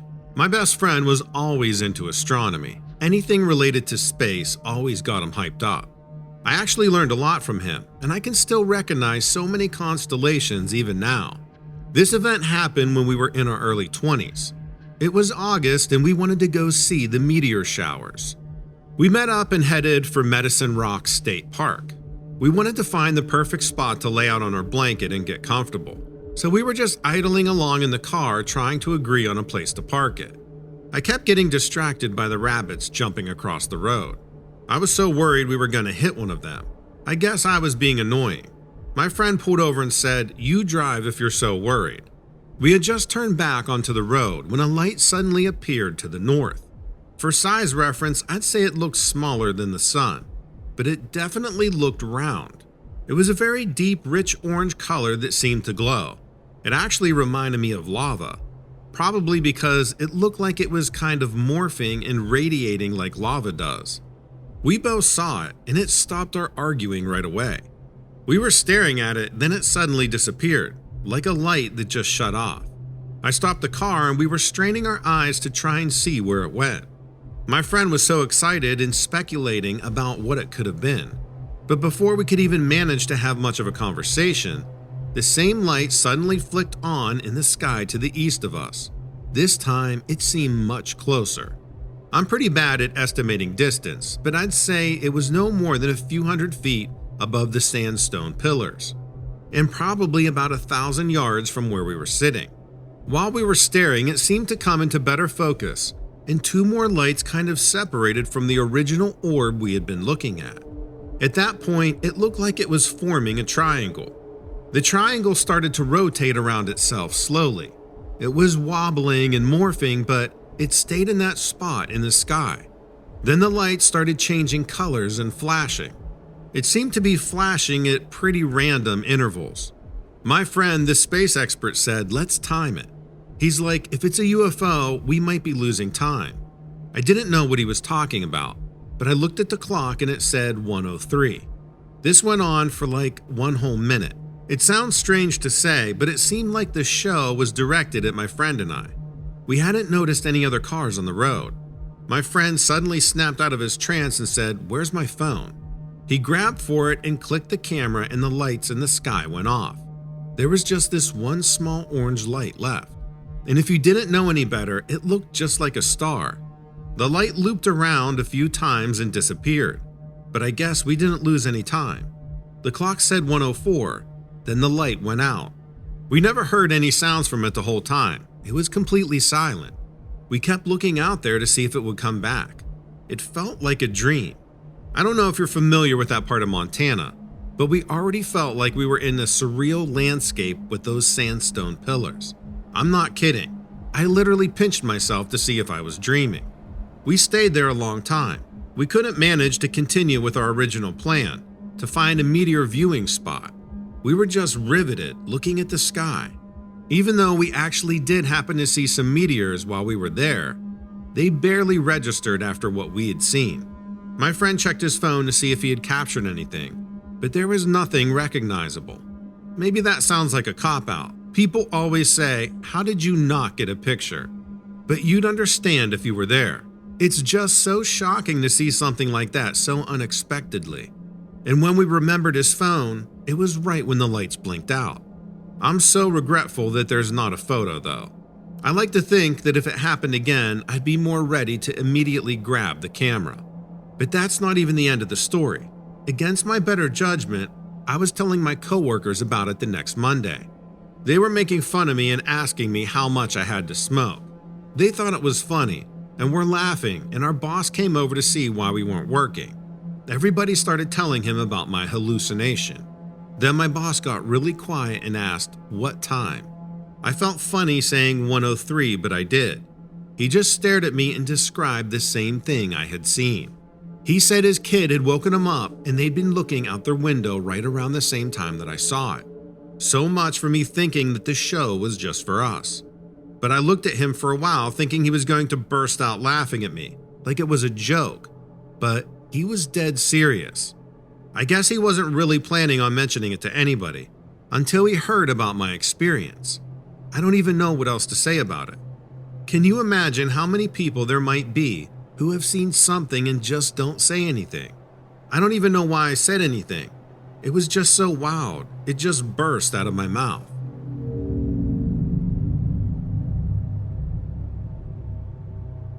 Hi Donovan, it's been a while since I've told this story, but I wanted to get it out there since this happened when I was a teenager. And if I had known more back then, I might have been less freaked out. I'm in my 40s now, and I've had conversations with friends and acquaintances about experiences like mine, so I know I'm not alone. I grew up in New England, and as you're probably aware, there are plenty of legends up there. Most of them I never took seriously, like Sleepy Hollow or stories about old people hibernating through the winter in the snow. There was a state park I lived near, and I used to frequent a lot, as did other kids my age. It's where we went to drink and hook up as a teenager. I was 15 when this happened, and would go out with friends just to sit in their cars and gossip or play truth and dare. That kind of thing. Nothing too serious, but we'd stay out pretty late. This was back before cell phones were common, so we had no way to get in touch with our parents if anything had happened. Luckily, nothing ever really did. One night in August, right before school, my friend Sherry and I took her car out to the state park and pulled up into one of the parking areas to a spot near a pond. The park has a river running through it that's associated with the devil, but again, I never really taken this seriously, since it was just a story I grew up with. Sherry and I spent maybe 20 minutes talking. It was autumn and cold for New England. The car's windows fogged up a bit from how warm we were, and we were very focused on our conversation. I had my seat, the passenger seat, kicked back so I could look at the car's roof. Sherry was sitting up a little more than I was because she had grabbed some fast food on the way here and was eating it. There was a lull in the conversation, and out of the corner of my eye, I saw her freeze. I looked over and she was holding the fountain drink up, but not moving. "Are you okay?" I asked her, thinking maybe she was sick from the food. We didn't eat out a lot, and junk food could get dicey. Sherry looked scared and she shushed me, but didn't explain. My body locked up as I realized something was wrong. It took everything in me not to sit up straight and see what she was looking at. After a minute, she relaxed and told me, "I think someone's dog got loose, and it's walking around outside." We had a dog growing up that wandered off a few times, so I always felt bad about these situations and suggested that we should get the dog and bring it home. But Sherry shook her head and told me no. It didn't look like it had a collar on, she told me, and it was big. I waited for a second before asking her more questions about the dog, because she seemed really freaked out. That was weird to me because Sherry wasn't afraid of dogs normally. But being out in the park at night could be freaky, and it was a little windy, so maybe she was just nervous. Now that I was sitting up, I could look outside. I had to rub the fog off the windows, but didn't really see much except for empty picnic tables and a dark area where the river was. Maybe a few hundred feet from our car, a covered bridge crossed the river. Crossing it took you to a trail in the woods. Sherry had calmed down a little bit, and we were talking about life again, when I caught movement near the bridge and I turned my head. I saw the dog, and at first I was ready to open the car door to call to it, but I stopped when I realized something was off. The dog was really big, like bigger than a German Shepherd, and it was black, almost impossible to see in the dark. The moon wasn't full, but it was bright enough that we could see the dog's silhouette as it moved around near the picnic tables. Sherry locked the car's doors as it came closer, but the sound of the locks drew its attention and it turned its head towards the car. Sherry turned the car on and the headlights hit the dog. It was huge, easily able to look into the windows if it came any closer, and it had this big blocky head, kind of like a pit bull but with a larger snout. I could see Sherry was right, and it wasn't wearing a collar. She put the car in reverse, but I told her to just wait 1 second. The dog wasn't moving closer, and I wanted to get a better look at it, since it looked so strange. I realized it was looking at us, and that its eyes were different. Most animals' eyes will catch light at night, but the dog's eyes were red, like actual red, which I've never seen before. The whole body was completely black, and it had a long, thin tail. Sherry said she didn't want to wait and she just reversed the car. She hit the speed bumps hard heading out of the park, and I kept checking the side mirror to see if that dog was following us. It didn't, but after that, I was really uncomfortable at the park at night. I'd go during the day for parties or picnics, or sometimes with my family, but I always looked for that dog. I haven't been back in over a decade now. Sherry and I lost touch after high school, but that night I felt very close to her. We both experienced something supernatural for sure. That just wasn't somebody's dog. If the legends about the devil being around that area are true, I think we probably saw a hellhound. It didn't seem evil to me, but I wouldn't want to hang out and run into it again either. I'd be curious to know if you have any other listeners writing in with a similar experience in this area.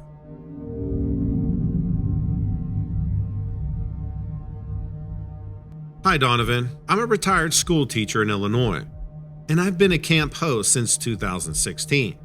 It's a relaxing job for somebody who loves the outdoors. It doesn't pay much, but you can set up your camper in a picturesque location and camp free for all summer. So that really was the appeal for me. I'm there for all the campers who have problems, and to be honest, that hardly ever happens. Most weeks go by with me only talking to one or two of the campers occupying the sites. Just some chit-chat, and also making rounds every night at dusk to sell firewood out of my pickup truck. I had talked to a young couple in campsite number 7 when they first arrived, and we had a nice chat. They were in their mid-20s and planned to do some hiking in the area. They had a little white dog with them, a mixed breed I think. They said it loved to camp. I was a little concerned one day when I didn't see the couple as I made my rounds in the evening. I took a peek again at around 11:30 p.m., and they still weren't back. They told me they were staying for a week, and their tent was still up, and their car was there. People have to register if they plan to backcountry camp, and they hadn't registered to do that, nor had they mentioned any plans of that sort. At first, I thought they maybe had some friends in the area that had picked them up and were staying over in town for a night. But when the second night came and they still weren't back, I began to get worried. Now, I'm not a babysitter. People can come and go as they please. And at the time, I thought it was possible that I just kept missing them. After all, I couldn't see their site from mine. But the next morning after that second night, I went to clean the restrooms, and I drove by their campsite. Alarm bells immediately went off. Their little dog was there, sniffing all over the ground, and their tent had blown down. I walked over and the dog trotted up and licked my hand, whining. He seemed so grateful to see someone. I called hello a few times, but I could tell his owners weren't in the area, so I scooped the little fellow back up and brought him back to my campsite to give him some food. The poor little thing gobbled up a hamburger like he was starving. His coat was all dirty with twigs caught in it, and he was trembling, so I decided to call my supervisor. I reported those couple as potentially lost in the woods, and authorities sent out a small search party. I volunteered to take the pup while we waited. I really felt bad for the little guy. It almost took a whole day, but I was greatly relieved when a truck rolled in with the young couple in the passenger seat. They were dirty and scratched up, and the volunteer that brought them in took me aside and said he thought they were suffering from hallucinations. He already radioed in that they had been found, so I knew there would be paperwork to fill out. I lent them a couple of blankets to wrap up in and made some coffee. The woman was so happy to see her dog she almost burst into tears. Then they told me what had happened. The man said they'd been hiking along the ridge and their dog started barking at something behind them. He said they were afraid it was a bear since they both were carrying food in their backpacks. You're not supposed to do that, by the way. They scooped up the dog and they started making a lot of noise, clapping their hands and talking loud, trying to scare it off. But then the woman spotted it. She said it was absolutely not a bear. She told her husband that it looked like a gorilla, but it was smart, hiding behind the trees whenever they stopped. She was really shaken up, so he told me most of the story himself. The fellow said at first that he didn't believe her. He thought her mind was playing tricks on her, but then the creature got bolder and came out into the open. He told me it had to be at least 7 feet tall, and it had these massive arms and legs, standing on 2 legs just covered in fur. all over its body except for its face. I looked the young man in the eyes as he told me this, and you could tell he believed what he was saying. I've had my share of lies told to me, being a school teacher for 27 years, but this fellow was not lying. He said he believed this creature was a Sasquatch. He told me it started acting aggressive, stalking them, and they had no choice but to run. The poor woman started crying as her husband told me the next part. They were so scared of this creature that when the little dog slipped out of their grasp, he grabbed her arm and wouldn't let her stop running. It was going to attack us, he said. I felt bad, but we had to get away. They wound up hiding in one of those caves up on the ridge. He said once they got to higher ground, they started throwing rocks at it and kicking logs and debris down the side of the mountain, trying to make a rock slide so it couldn't reach them. It stayed down below, making these horrible screeches of anger, he said, all through the night, while they stayed up in the higher elevation trying to find shelter and stockpiling rocks and fallen limbs for ammunition. The next morning, they didn't see it, and they tried to find their way back, but they'd gotten so turned around that when they were running, that they found themselves hopelessly lost. They spent their second night up in a tree, he said, using straps on their backpacks to loop over limbs so they wouldn't fall. They were both dirty and covered in scratches, and it was not a stretch to believe that they had been fighting to survive. But then the forest rangers showed up. They listened rather skeptically and suggested that it was a bear. The couple disagreed, and the rangers became irritated, really tearing down their story. The man finally lost his cool and said he didn't care what they thought. It wasn't a bear, and he was going to go to the local news and report what he had seen. That's when things got ominous. One of the many vehicles that had rolled back in with the search teams was a black SUV. No one emerged from the vehicle until that moment. It sounds crazy, but I wonder if they had a listening device in the vehicle. Because once the young man started getting irate, this fellow got out. He came up to the couple and said something in a low tone that I couldn't hear, and flashed some ID.